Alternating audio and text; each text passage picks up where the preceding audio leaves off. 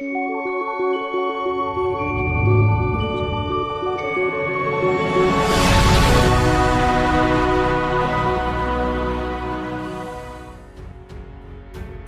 penjara selama 8 tahun dikurangi masa penangkapan dan menjalani tahanan sementara dengan perintah terdakwa tetap ditahan. Kuat Ma'ruf, sopir pribadi Putri Chandrawati, tak kuasa menahan kesedihan setelah dituntut 8 tahun penjara oleh jaksa penuntut umum. Tingkahnya yang kerap nyeleneh selama persidangan tak terlihat kali ini. Dakwaan primer melanggar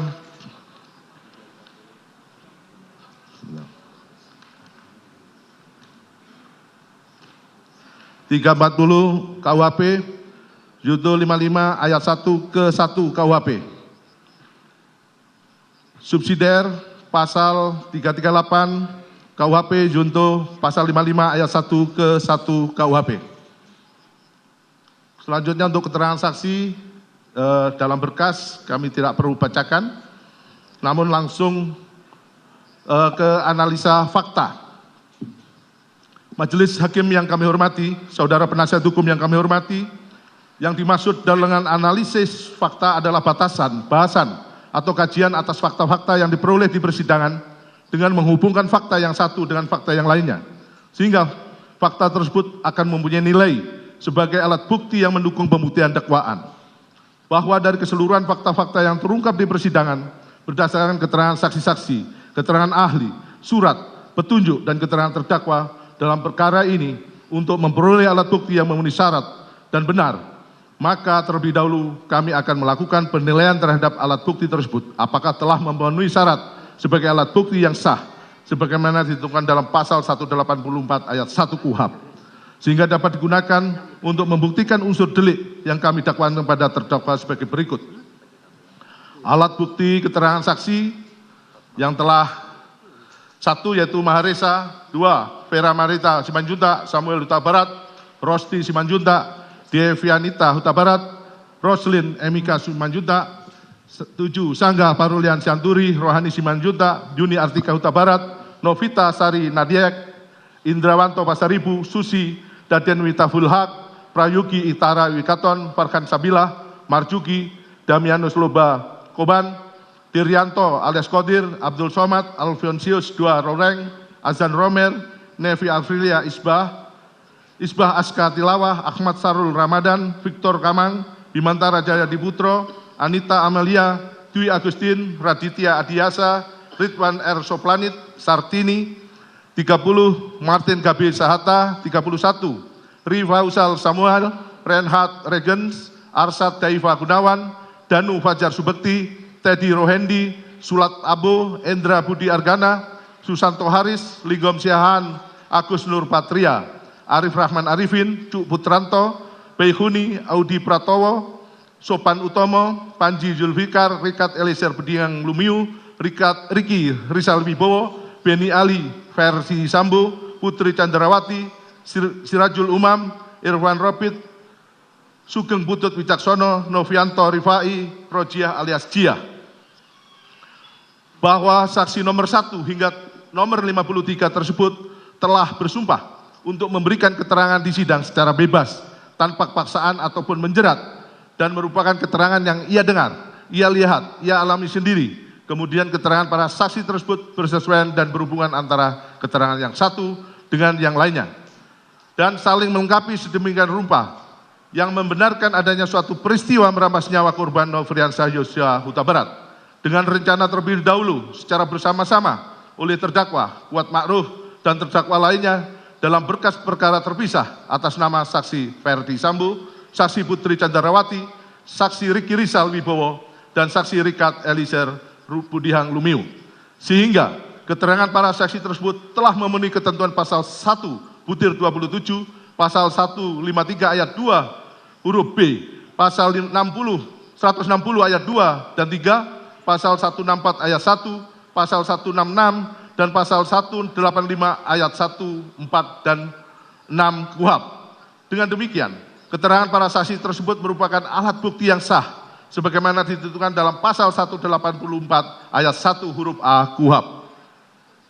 Bahwa seluruh saksi dalam perkara tindak pidana ini, kecuali mereka yang merupakan saksi sekaligus menjadi terdakwa dalam yang dituntut dalam berkas perkara terpisah, yakni saksi Verdi Sambo, saksi Richard Eliezer Budiang Lumiu, maupun saksi Ricky Rizal Wibowo adalah saksi yang tidak mendengar sendiri, melihat sendiri, maupun mengalami sendiri mengenai suatu tindak pidana merampas nyawa korban Nofriansah Yosua Huta Barat. Dengan rencana terlebih dahulu, namun berdasarkan putusan Mahkamah Konstitusi nomor 65 garing PUU Romawi 8 garing 2010 tanggal 08 Februari 2011 telah menjadi perluasan makna saksi yang termasuk alat bukti yang sah sebagaimana pasal 184 ayat 1 KUHP huruf A KUHP, yakni pasal 1 angka 26 dan angka 27, pasal 116 ayat 3 dan ayat 4, pasal 184 ayat 1 huruf A KUHP bertentangan dengan Undang-Undang Dasar 1945 dan tidak mempunyai kekuatan hukum mengikat sepanjang pengertian saksi dalam pasal-pasal tersebut tidak dimaknai termasuk pula orang yang dapat memberikan keterangan dalam rangka penyidikan, penuntutan, dan peradilan suatu tindak pidana yang tidak selalu ia dengar sendiri, ia lihat sendiri, dan ia alami sendiri. Dengan demikian, arti penting dari saksi bukanlah terletak pada apakah dia melihat, mendengar, atau mengalami sendiri suatu peristiwa pidana, melainkan apakah kesaksian itu relevan ataukah tidak dengan perkara pidana yang sedang diproses. Bahwa saksi dalam persidangan ini sebagaimana saksi nomor 29 hingga 43 mulanya hanya mengetahui adanya tindak pidana yang mengakibatkan terampasnya nyawa korban Nofriansah Yosua Huta Barat berdasarkan informasi yang diperoleh dari saksi Verdi Sambo bahwa telah terjadi tembak-menembak antara korban Nofriansah Yosua Huta Barat dengan saksi Richard Eliezer Budiang Lumiu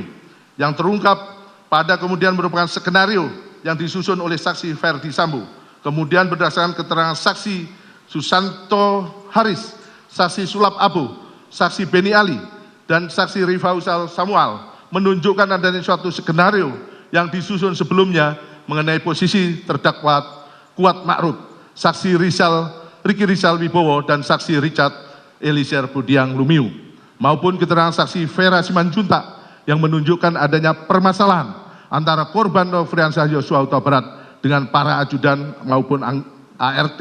dapat dikategorikan mempunyai keterangan yang bernilai sebagai saksi dikarenakan terdapat relevansi yang sangat erat dengan tindak pidana yang didakwakan.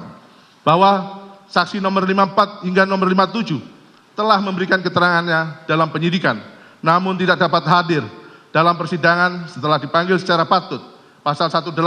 ayat 1 KUHP mengatur bahwa keterangan saksi sebagai alat bukti ialah apa yang saksi nyatakan dalam persidangan. Namun ketentuan ini tidak boleh dimaknai secara mutlak, melainkan harus memandang aturan tersebut dengan menggunakan penafsiran sistematis, yakni dalam hal ini menghubungkan suatu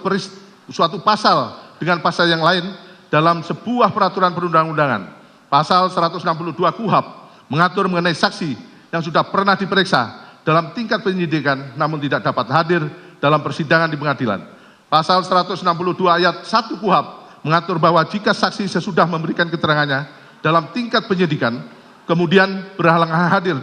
karena alasan meninggal dunia, tempat kediaman yang jauh ataupun berhubungan dengan kepentingan negara, maka keterangan yang diberikan dianggap telah dibacakan. Kemudian dalam ayat 2 diatur bahwa jika keterangan tersebut sebelumnya telah diberikan di bawah sumpah, maka keterangannya disamakan nilainya dengan keterangan saksi di bawah sumpah yang dinyatakan di dalam persidangan. Keterangan saksi nomor 54 hingga nomor 57 telah memberikan keterangannya pada tingkat penyidikan di bawah sumpah yang juga telah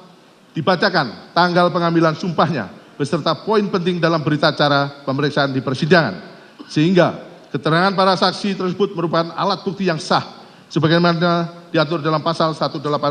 ayat 1 KUHP.